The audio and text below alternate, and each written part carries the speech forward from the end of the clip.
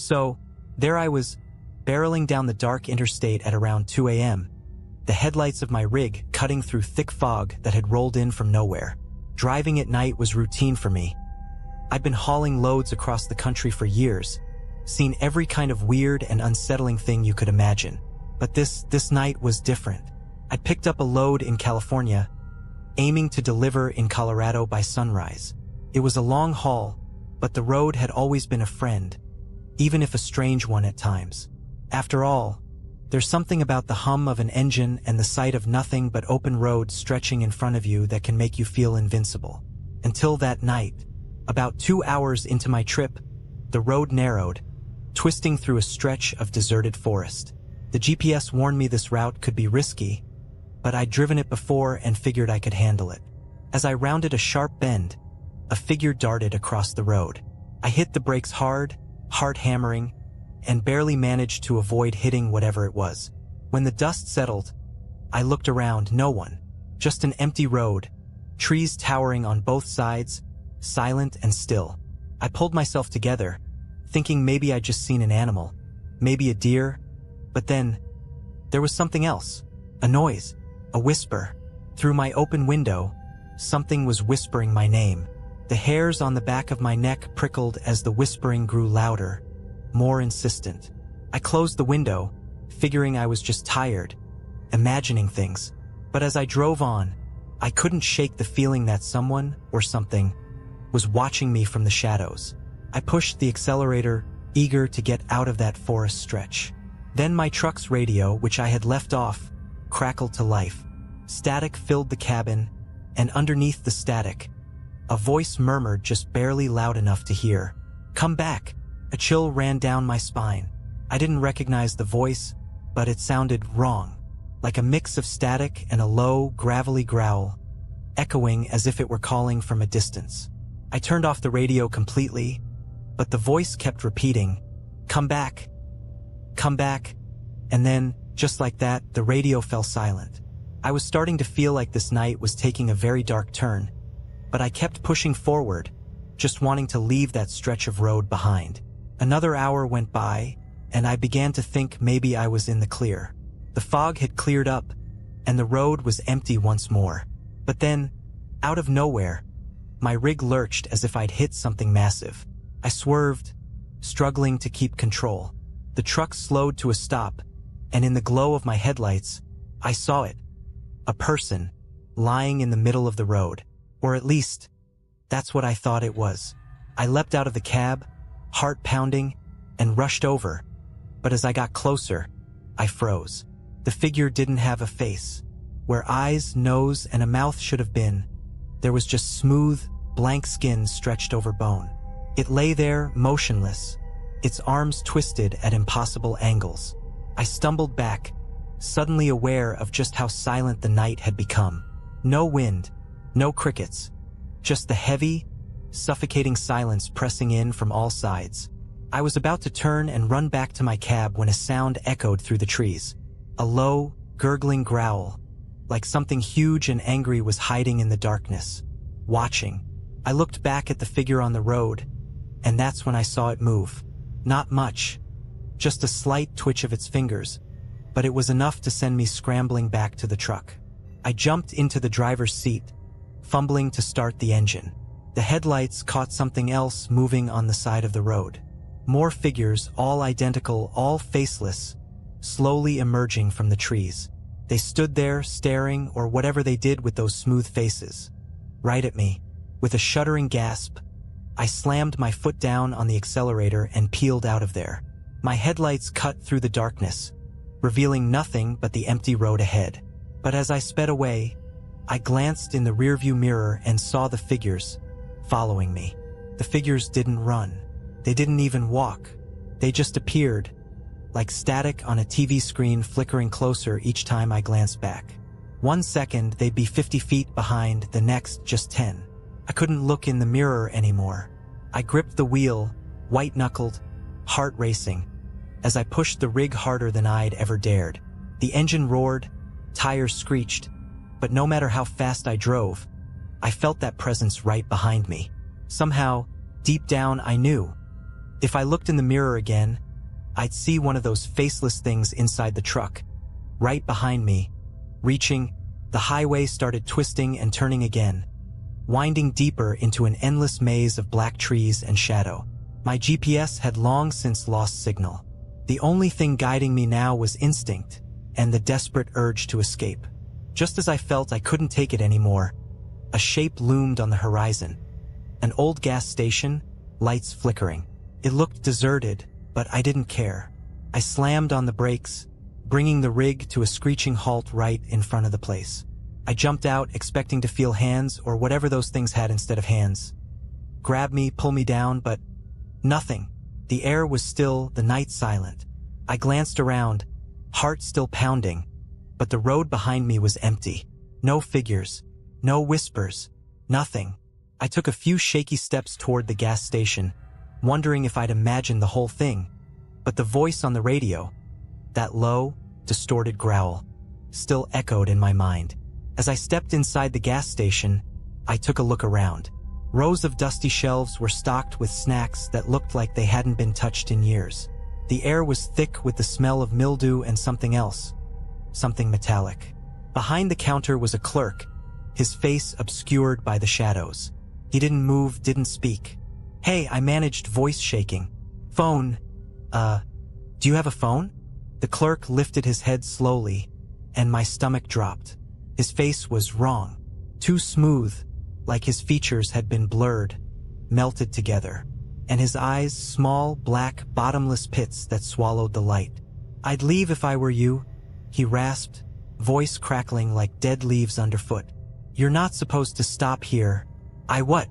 I stammered, trying to back away.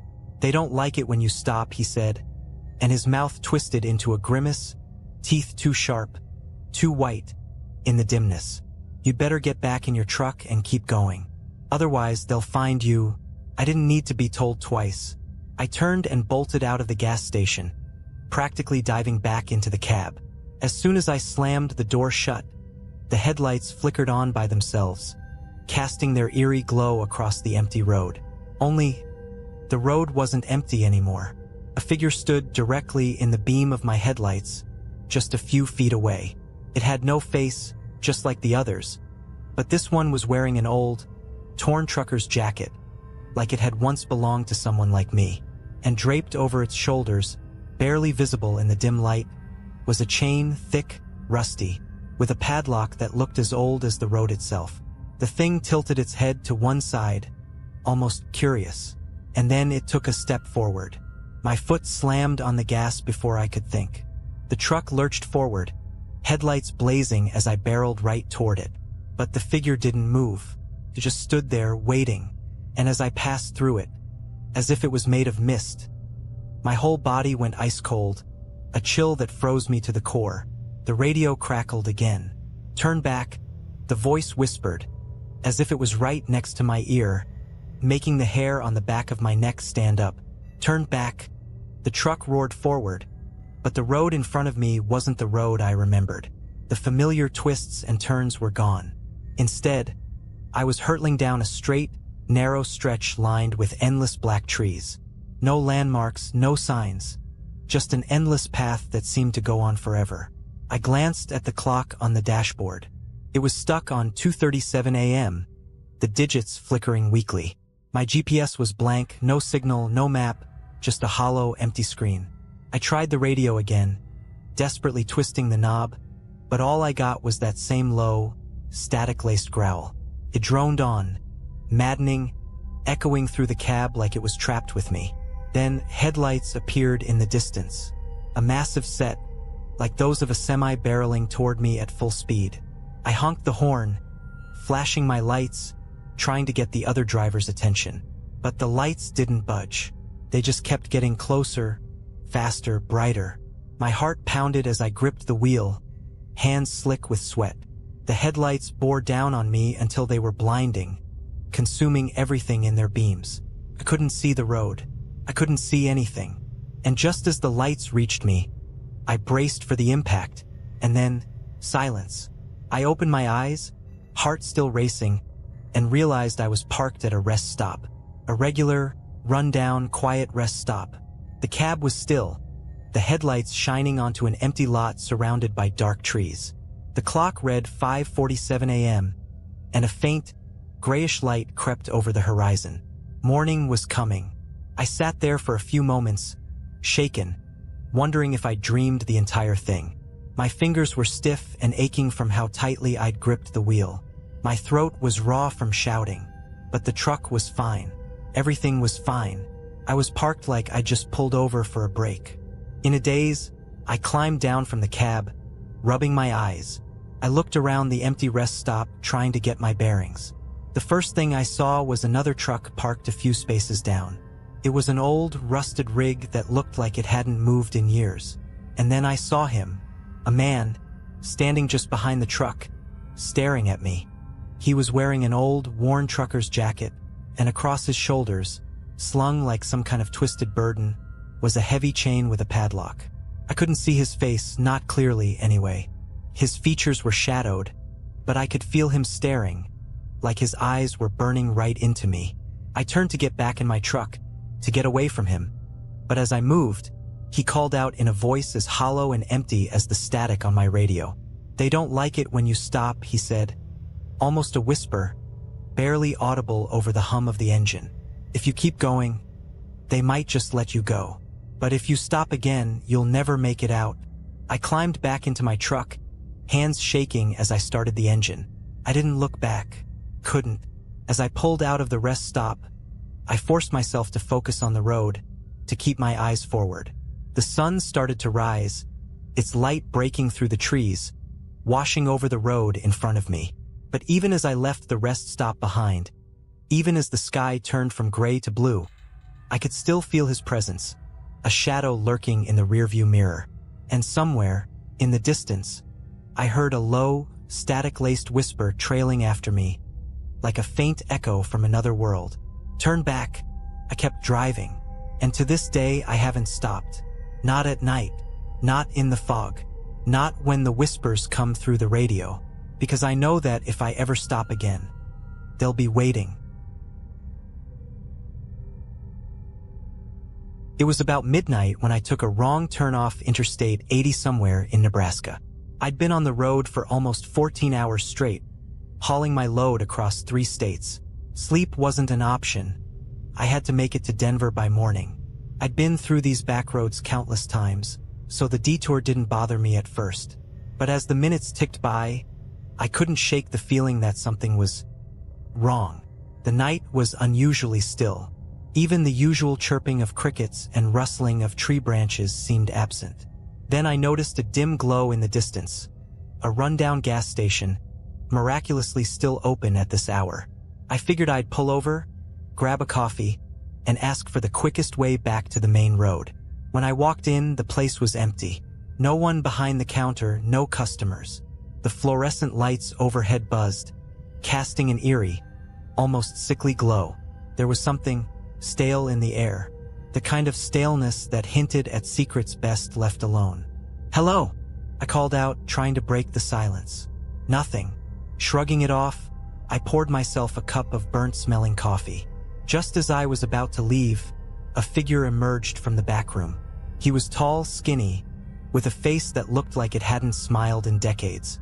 He stared at me for a long, uncomfortable moment before muttering, "Headed west?" I nodded, taking a sip from my cup, wishing I hadn't. Tasted worse than it smelled. "Stay on Route 17, he said slowly, as if each word cost him something. "And don't stop, no matter what." That got my attention. "What do you mean, don't stop?" The man didn't answer. He just gave me this haunted look and disappeared into the back. As I got back in my truck, his words stuck with me. "Don't stop." I chuckled, chalking it up to some small-town superstition. But the weirdness of the place lingered, gnawing at my mind as I merged back onto the road. It wasn't long before I saw it. A thick fog started rolling in, so dense it seemed to absorb the beams of my headlights. In the middle of nowhere, I couldn't see 10 feet in front of me. My grip tightened on the wheel as I pressed on, ignoring the instinct to slow down. Then, out of the fog, something appeared. At first, I thought it was another truck, but as I got closer, I realized it was something else. An old, battered car, creeping along in the same direction I was heading. The car's taillights flickered like they were barely holding on. It was too slow, so I pulled into the other lane to pass it. Just as I drew alongside, I glanced over and froze. Inside, the driver was slumped over, his face pale and lifeless, eyes wide open, staring straight ahead. He looked like he'd been dead for days. My heart slammed against my chest. Before I could fully process what I'd seen, my truck swerved back into the right lane, and I floored it, desperate to put as much distance as possible between me and that car. But no matter how fast I went, the car stayed behind me. The headlights of that old car never faded, locked onto my truck like some hellish beacon. I kept glancing at my mirrors, hoping to lose it around a bend, but every time I checked, it was right there, close enough that I could almost feel the driver's dead eyes boring into the back of my skull. I kept replaying what the guy at the gas station had said. Don't stop. The fog seemed to thicken, clinging to the road in thick, twisting wisps. My headlights barely cut through it. At this point, all I could see was the road immediately in front of me and those relentless headlights following behind. I kept one eye on the road and one on the clock, 2:17 a.m. It was a little over an hour since I'd left the gas station. I just had to keep moving, keep my focus on Denver. Then I saw something in the road. At first, it was just a shape, low and unmoving.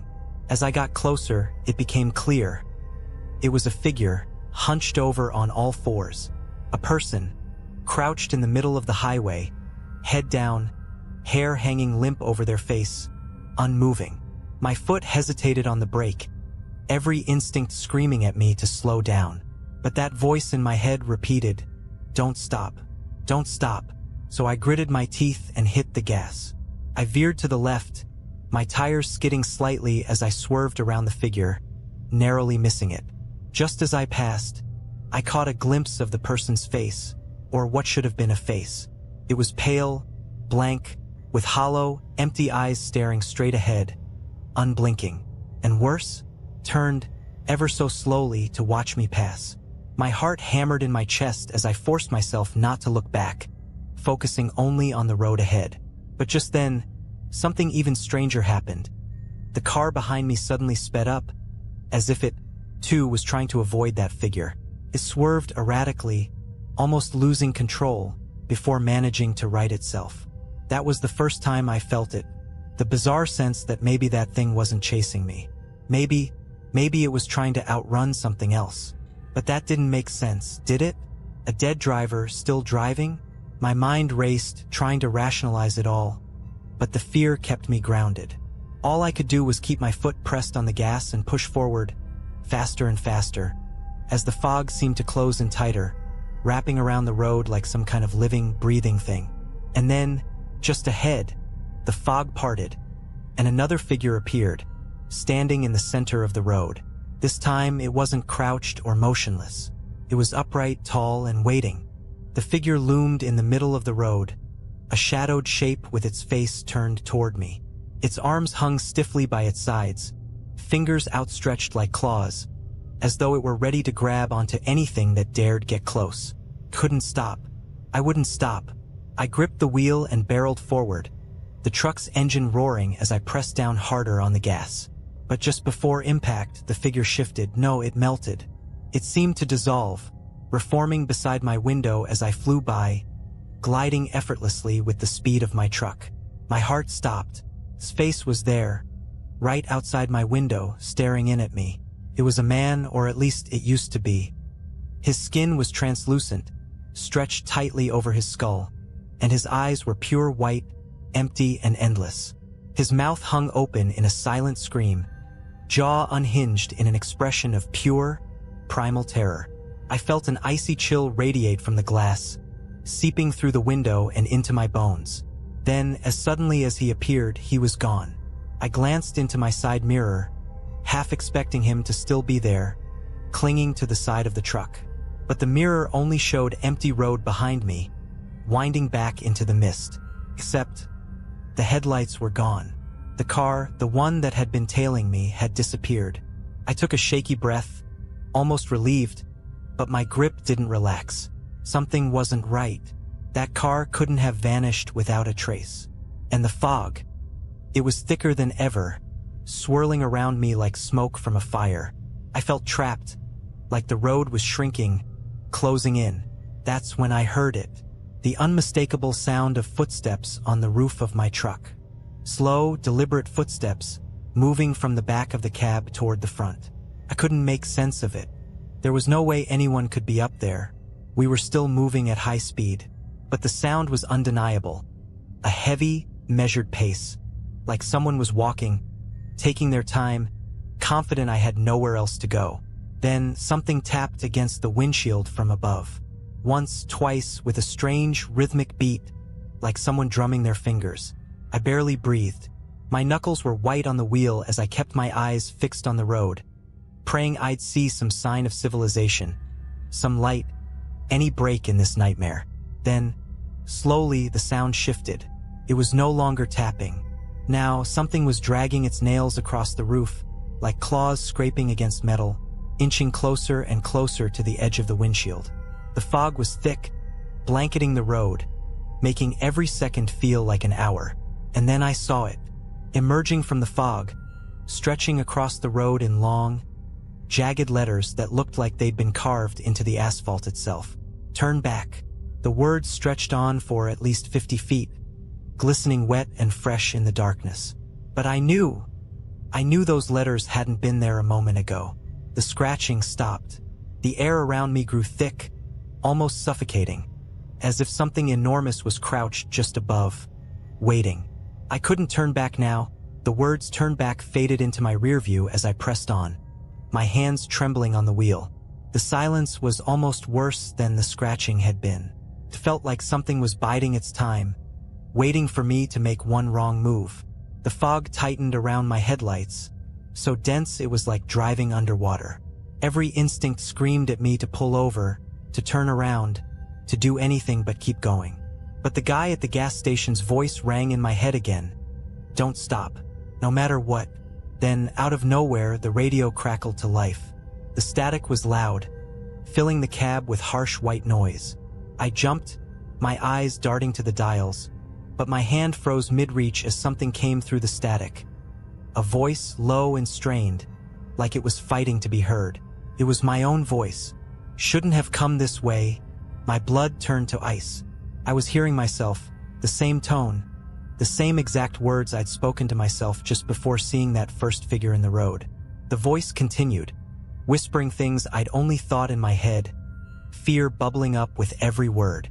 You've gone too far. No turning back. My heart pounded as I struggled to ignore the radio, but the voice grew louder, overlapping, each version of my own voice layered over the other until it was like a chorus of fear. And then, they all fell silent, replaced by a single hoarse whisper. He's here. In that instant, my headlights revealed something up ahead. A figure, no, several figures, lined up along the edge of the road.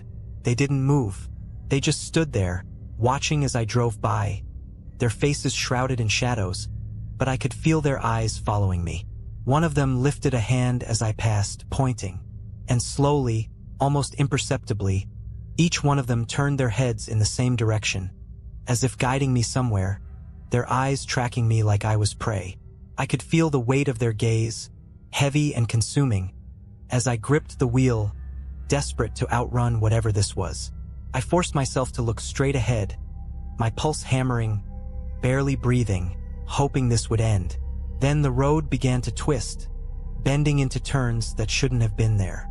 I knew this route and it was supposed to be a straight shot, but now it was winding and narrow, and every turn felt like it was leading me deeper into some unseen trap. And that's when I saw the headlights behind me again. Only this time there were two sets. One came closer, accelerating fast, the light growing brighter, almost blinding in my mirrors. The other stayed back, as if keeping its distance, watching and waiting. My hands were slippery with sweat as I tightened my grip, the truck rumbling as I sped up. But no matter how fast I went, the headlights behind me got closer and closer, like they were chasing me, herding me forward down this cursed road. I glanced in my side mirror, And that's when I saw something that made my stomach drop. There was a figure in the passenger seat beside me. I couldn't look directly at it, my vision fixed on the road, every instinct screaming not to acknowledge whatever was sitting there beside me. But in my peripheral vision, I saw just enough. The figure was hunched, its bony hands resting on its knees, fingers tapping a slow, deliberate beat. Its skin was gray, taut, and corpse-like, stretched over a face that was turned toward me, unblinking. Its eyes were pits of darkness, endless and consuming, and even without looking straight at it, I felt its gaze boring into me. It leaned closer, the stench of rot and damp earth filling the cab, pressing down on me. I clutched the wheel, knuckles white, struggling to keep my focus on the road. My heart raced, each beat louder than the last, thundering in my ears. The voice on the radio returned, faint but unmistakable, whispering the same words over and over. "He's here. He's here. He's here."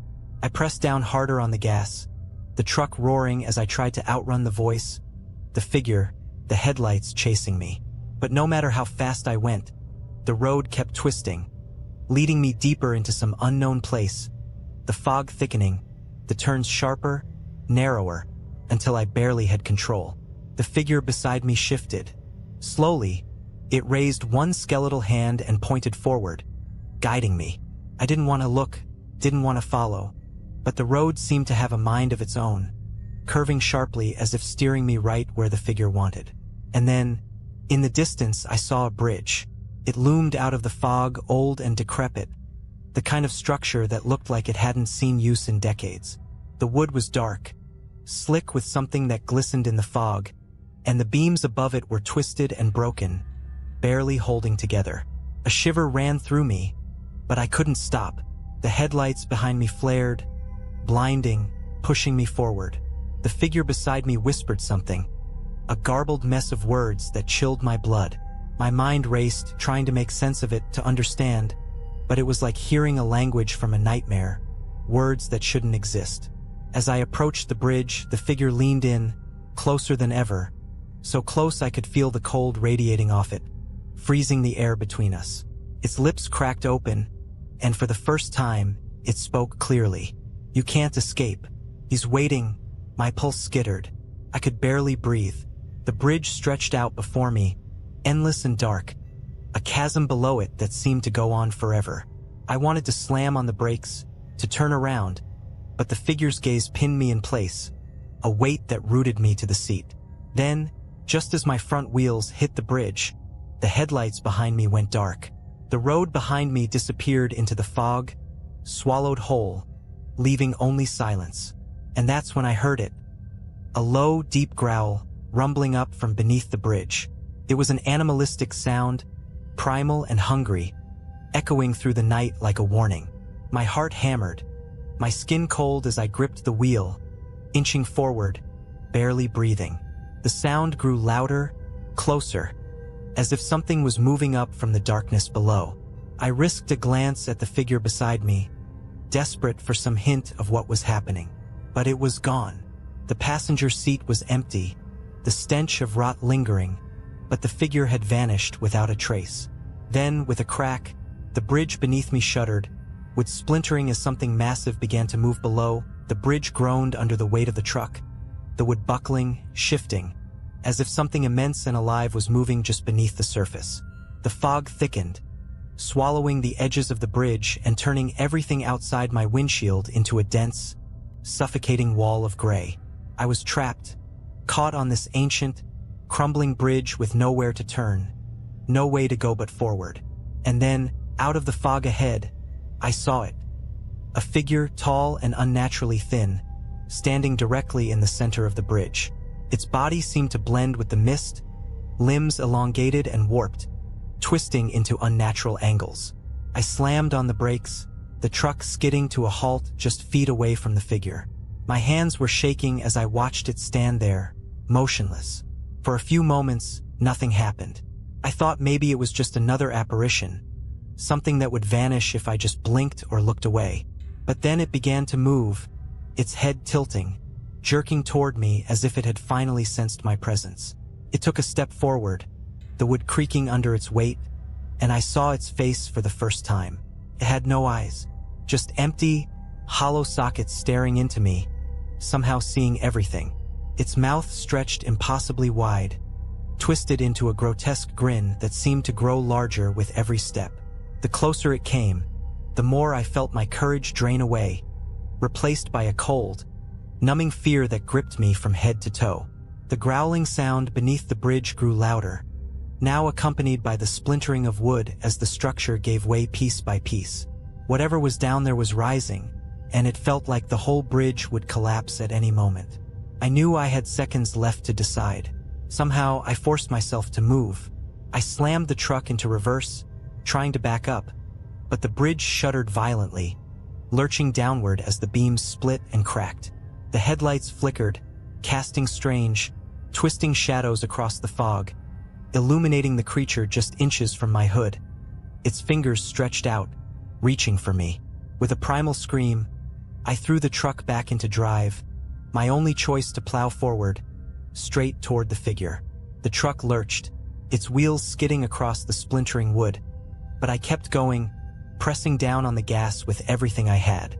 The creature let out a shrill, inhuman scream, its mouth widening even further as I barreled straight into it. I braced for impact, but when I hit, the figure exploded into mist, vanishing as though it had never been there. The truck roared onto the other side of the bridge, but the growling below followed me, relentless. In the rearview mirror, I saw the bridge behind me collapse into the chasm, the fog closing in as planks and beams tumbled into darkness. I kept driving, not daring to stop until the fog finally thinned and the road opened up. My heart pounded as I reached a crossroads, the signs pointing toward Denver glinting under my headlights. It was over. Somehow I'd made it. But as I rolled to a stop to catch my breath, something caught my eye in the rearview mirror. Just a glimpse, but enough to send a cold chill down my spine. In the shadows at the edge of the road, barely visible in the dim light, was the figure. Standing there, motionless, its hollow eyes locked onto me. I didn't wait. I slammed the gas, tearing down the highway, heart racing, knowing that I'd left something back on that bridge, but something else had followed me. I never liked taking the night shifts, but as a truck driver, you don't always get a choice. You just take the load and go. That night, the dispatcher called late, saying they had a last-minute job for me. A run out to a small town in the middle of nowhere. One of those places that barely appears on a map. And yeah, it sounded a bit weird. The guy on the phone wasn't our usual dispatcher, just some low voice with too much static in the background. But it paid double and I wasn't about to turn that down. I should have turned it down. Around midnight, I was on a narrow highway, trees dense on both sides, swallowing up any light besides my headlights. The road was dead empty. Not a single car passed me in the last hour. Radio static buzzed quietly in the background, the only sound besides the hum of the engine. A good way to stay alert, I told myself. But something in the air felt wrong. The kind of feeling you get when someone's watching you, even if you're all alone. After a while, I started noticing strange signs along the road. Nothing like the usual mile 25 or no littering ones. These were old, rusted, barely hanging on their posts. I squinted as one came into view. It had no words, just a hand-painted symbol of a twisted figure. Its head was cocked to one side, its limbs longer than humanly possible. That uneasy feeling grew worse. I turned my eyes back to the road, shaking it off as just some prank from local kids. But then the radio crackled louder. Through the static, there was a faint voice, just a whisper, like someone far off. "Turn around," it said. Then, nothing. I laughed a bit, chalking it up to a prank or my own sleep-deprived mind, but I turned the volume down anyway. After about 20 minutes, I saw something in the road up ahead. A silhouette, maybe 30 yards away, walking along the edge of the highway. Just a shadow in the glow of my headlights. At first, I thought it was an animal, but as I got closer, I realized it was a person. They wore a long, tattered coat and didn't seem to notice my truck barreling down behind them. It wasn't until I was practically on top of them that they finally looked up. Their face, if you could call it that, wasn't right. The features were blurred, almost melting together like a half-formed clay sculpture. Eyes too large, mouth stretched into a frozen, unnatural smile that twisted at odd angles. As I sped past, their gaze snapped to meet mine, unblinking. I felt a shiver crawl up my spine. I knew I should have kept driving, but I slowed down, glancing in my rearview mirror. There was no one there, just the empty road behind me. I sped up. The voice on the radio came back, crackling with static. Louder this time. "You need to leave." I pressed the power button, trying to turn it off, but the voice kept coming, scratchy and distorted. I hit the button harder. Nothing. Then, a burst of static cut through the silence, and I heard the sound of footsteps. It sounded like someone was running, bare feet slapping against cold concrete, and it was getting closer. My heart raced. I stomped on the gas, forcing my rig to go faster down that winding road. My eyes were glued to the rearview mirror, watching the empty road behind me. And then I saw it. That twisted figure was back. Not walking this time, running. Its long, distorted limbs pumped furiously, its misshapen face fixed in a grotesque grin, and it was keeping pace. I forced my eyes forward, praying that whatever it was wouldn't catch up. The radio static exploded again, deafening this time, and I heard a scream, sharp and piercing, like nails dragging across my mind. My vision blurred for a second, my grip slipping on the wheel, and the truck veered slightly before I managed to steady it. Just ahead, a shape emerged from the trees lining the road. A man, waving his arms frantically in the middle of the highway, his eyes wild with panic. I swerved, barely managing to avoid him. My brakes screeched as I brought the truck to a halt, my heart thundering in my chest. I looked out the window, but the man was gone. Nothing but the empty road stretched out before me. I told myself to keep going, just get the hell out of there. But something in me, maybe the old trucker's code of helping others, made me check the side mirror again. And there he was, the man standing just behind my truck, staring up at my window. His eyes were wide, mouth gaping open as if he were silently screaming. I didn't dare get out. I just stared back at him, feeling my skin prickle with cold dread. He took a step forward, his hand reaching up to the door handle. I floored it. The truck roared as it leapt forward, leaving that figure behind in the swirling dust. I didn't look back, not once. I just drove, faster than I ever had, the trees blurring past as the road stretched out in front of me. Hours later, I finally saw the lights of a gas station, a sign of life. I pulled in, barely able to keep my hands steady as I climbed out of the cab. The attendant looked at me, eyes narrowing as he took in my pale face and trembling hands. "You all right, buddy?" he asked. I opened my mouth to answer, but I couldn't find the words. How could I explain what had happened? Then I glanced at the window of the gas station and froze. There, reflected in the glass, was that figure, standing just behind me, its twisted face smiling back at me through the night. I stumbled back, blinking hard, praying that my eyes were playing tricks on me. But there it was, clear as day in the reflection. A contorted figure with that wide, unnatural grin, lurking in the shadows just beyond the gas station's glow. I whipped around to face it, fists clenched, ready to defend myself. But there was nothing there, just the dark, empty road stretching back into the woods. The gas station attendant tilted his head, watching me with concern. "You sure you're okay, man?" I took a shaky breath, wiping sweat off my forehead. Yeah, I just thought I saw something. Long haul, huh?" he said, not convinced. "Need a coffee? Bathroom?" I nodded, feeling stupid for letting some hallucination shake me up this much. "Yeah, coffee, please." Inside, the fluorescent lights were harsh, casting everything in a sickly white glow. The place was silent. No music, no hum of fridges, just that thick, uncomfortable quiet. I moved to the counter, drumming my fingers while the guy poured me a cup. I couldn't help but glance over my shoulder, scanning the glass doors to make sure I was still alone. As the attendant handed over the coffee, I felt an overwhelming urge to just talk to someone, to explain what I'd seen, to ask if he'd ever experienced anything like it on this highway. But before I could say a word, I noticed something odd on the guy's arm. It was a tattoo right above his wrist, a strange symbol that looked familiar. It was the same twisted figure